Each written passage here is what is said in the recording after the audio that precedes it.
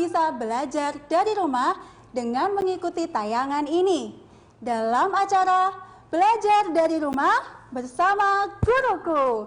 Nah, anak-anak, tayangan ini adalah kerjasama dari Dinas Pendidikan Kota Surabaya dengan SBO TV. Anak-anakku, selama 30 menit ke depan, kalian akan belajar bersama Ibu Aminah dari SDN Lakar Santri 2 Surabaya. Nah, sebelum kita masuk ke pelajaran, marilah kita awali dengan doa dulu. Semoga ilmu yang kalian dapatkan menjadi ilmu yang bermanfaat dan anak-anak lebih mudah memahaminya. Baik, berdoa dimulai.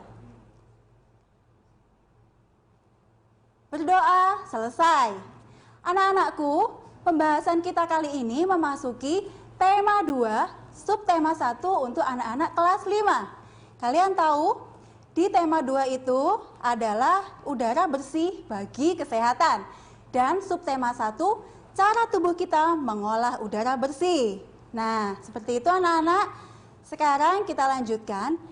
Anak-anak tahu kan, dalam masa pandemi seperti saat ini, adanya persebaran virus corona. Dapat kalian lihat di layar kaca animasi virus corona. Nah, anak-anak tahu virus ini menyebar dengan cepat melalui apa? Betul sekali, melalui udara. Dan virus ini menyerang tubuh kita di bagian mananya ya? Nah, betul di bagian pernapasan kita. Nah, sekarang coba lihat tayangan bagaimana masker dapat melindungi tubuh kita dari penyakit. Coba anak-anak perhatikan, ketika hidung kita ditutup dengan masker, itu dapat mengurangi paparan virus yang ada di udara sekitar kita. Pertanyaannya, mengapa masker digunakan untuk menutup hidung? Kenapa bukan bagian yang lain?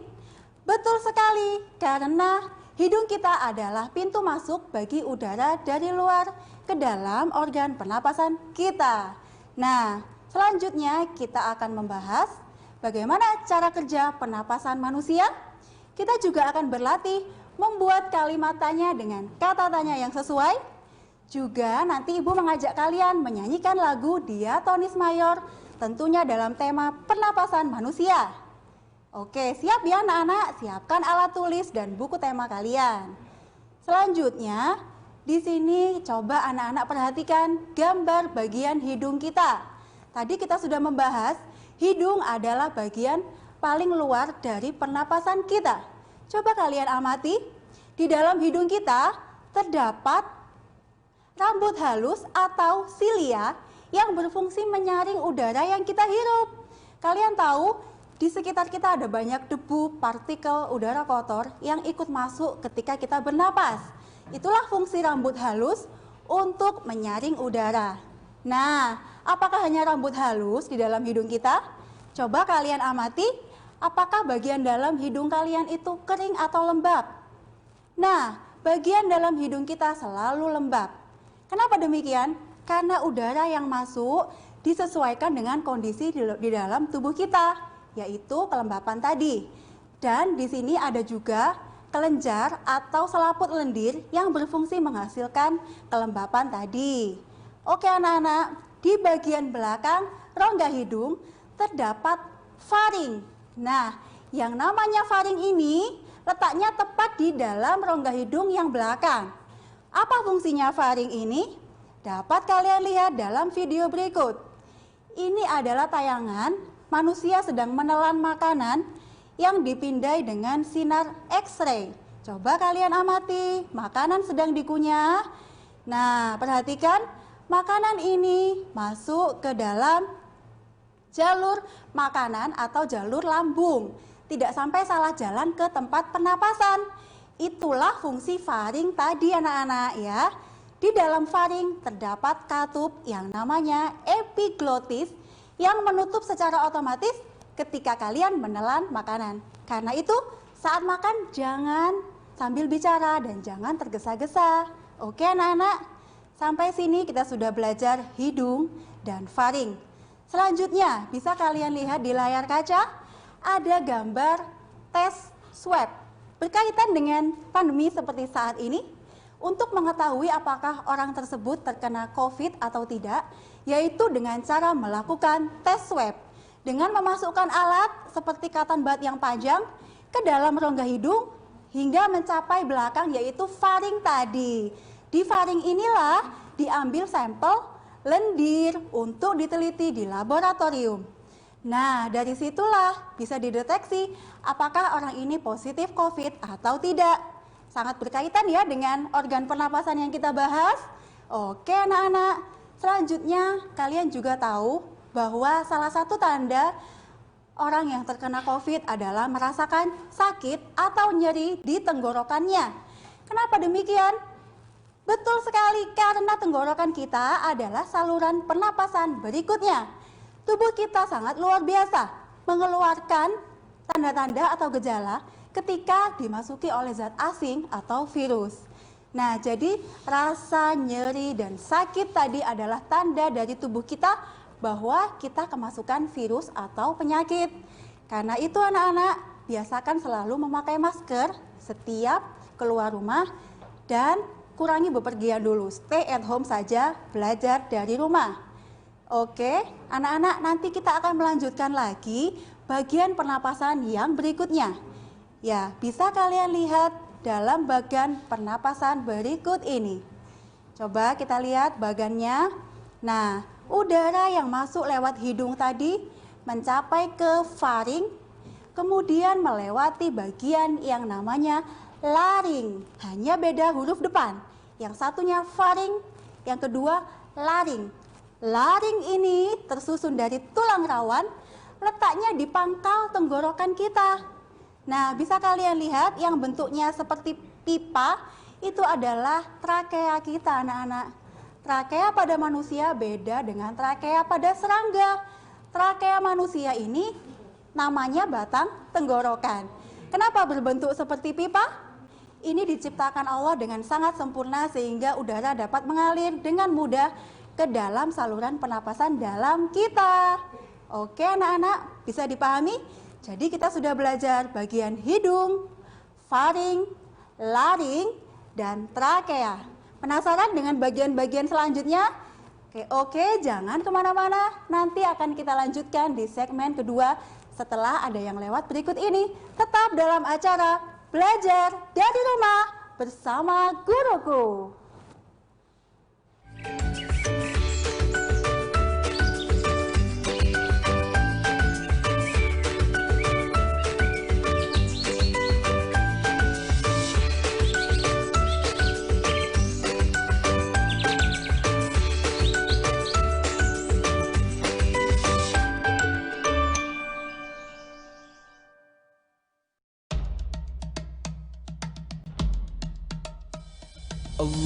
Allahu Akbar, Allahu Akbar,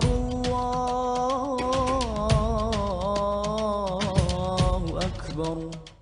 Assalamualaikum warahmatullahi wabarakatuh. Sivitas Akademika Semamda Sidoarjo mengucapkan Selamat Hari Raya Idul Adha 1441 Hijriah. Wassalamualaikum warahmatullahi wabarakatuh. Walillahil hamd. Allahu Akbar, Allahu Akbar, Allahu Akbar.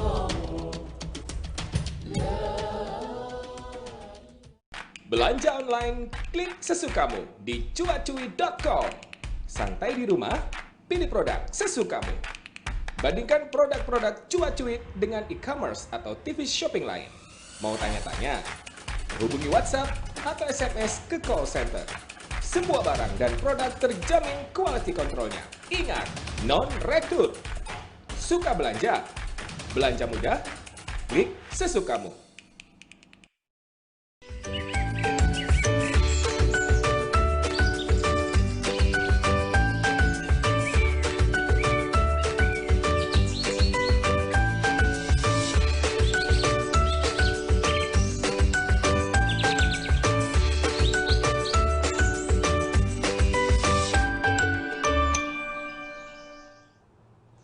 Ya, hai halo anak-anak Surabaya yang hebat dan luar biasa. Masih dalam acara Belajar dari Rumah bersama Guruku. Masih dengan Ibu Aminah ya anak-anak. Nah, kita tadi sudah membahas bagian pernapasan manusia sampai bagian mana ya? Coba diingat-ingat lagi. 1, kita sudah belajar tentang hidung. Kemudian dilanjut dengan faring yang tadi sebagai pembatas. Dan yang ketiga adalah laring. Dan yang keempat yaitu batang tenggorokan atau trakea. Nah, anak-anak, kita kembali pada bagian pernapasan yang ada di layar kaca kalian. Coba amati, bagian ini juga ada di buku tema halaman 14. Nah, setelah udara masuk melalui trakea, bisa kalian lihat di gambar ya, trakea manusia terbagi menjadi 2 bagian, bercabang 2. Cabang-cabang inilah yang disebut bronkus. Kalian pernah lihat pohon di tepi jalan? Pohon itu batangnya bercabang ya. Seperti itulah kondisi organ pernapasan kita. Nah, bronkus tadi bercabang 2 menuju paru-paru kanan dan paru-paru kiri. Bisa dilihat ya di gambar. Kemudian di bagian bawah sendiri ada otot diafragma. Otot itu sebagai pembatas antara rongga dada dengan rongga perut. Jelas sekali ya anak-anak. Nah, kita lanjutkan. Di sini ada gambar paru-paru kita. Coba kalian amati gambar paru-paru. Ini juga ada di buku tema halaman 15. Paru-paru kita terbagi menjadi 2, yaitu paru-paru kanan dan paru-paru kiri. Bisa kalian lihat, paru-paru kanan ada 3 lobus. Dan di paru-paru kiri ada 2 lobus. Kenapa kok beda, Bu? Paru-paru kanan lebih besar daripada paru-paru kiri? Nanti bisa kalian tanyakan di segmen terakhir. Nah, anak-anak, coba kalian amati gambar paru-paru kita. Bronkus tadi ada 2 bagian yang bercabang lagi menjadi cabang kecil-kecil yang disebut bronkiolus. Nah, bronkiolus ini ibaratnya tadi ranting-ranting pohon yang terhubung langsung dengan kantung-kantung udara berukuran mikroskopis disebut alveolus. Aduh Bu, namanya kok sulit-sulit ya? Tidak ada yang sulit asalkan anak-anak mau belajar. Nanti Ibu kasih lagu sehingga kalian lebih mudah menghafalnya. Oke anak-anak, coba sekarang kalian amati. Paru-paru kita dibungkus oleh selaput yang namanya pleura. Apa gunanya selaput ini? Penasaran kan? Nah, selaput ini membantu melindungi paru-paru kita dari gesekan ketika bernapas. Karena coba kalian ambil napas coba. Nah, lalu hembuskan. Nah, adanya gerakan otot dada, tulang rusuk itu membuat paru-paru selalu bergesekan. Karena itu, paru-paru kita dilindungi oleh selaput yang namanya pleura. Dan di dalam pleura inilah terdapat cabang-cabang bronkiolus yang terhubung dengan alveolus. Betul sekali. Di alveolus inilah terjadi pertukaran gas oksigen yang masuk ke tubuh kita dan karbon dioksida yang dihembuskan keluar saat kita menghembuskan nafas. Paham ya anak-anak? Nah, coba dalam pikiran kalian ada pertanyaan apa ketika melihat gambar paru-paru ini? Di sini ada tanda tanya besar ya. Di sini nanti kita akan berlatih juga membuat kalimat tanya dengan kata tanya yang sesuai, yaitu apa, kapan, di mana, bagaimana, dan mengapa. Bisa kalian lihat di buku tema halaman 16. Nah, tentu saja pertanyaan ini harus berkaitan dengan organ pernapasan manusia. Misalnya, kata tanya apa digunakan untuk menanyakan benda atau definisi. Contohnya, apa itu diafragma? Nah, kemudian yang kedua, kata tanya kapan? Kapan manusia pertama kali bernapas? Ya, kalian tahu adik bayi ketika dia baru lahir menangis ya, itu adalah salah satu cara tubuh bayi menyesuaikan kondisi dengan lingkungan sekitarnya. Nah, anak-anak, kata tanya yang selanjutnya akan kita bahas setelah yang lewat berikut ini. Jadi jangan kemana-mana, masih ada 3 kata tanya yang akan kita bahas dalam acara belajar dari rumah bersama guruku.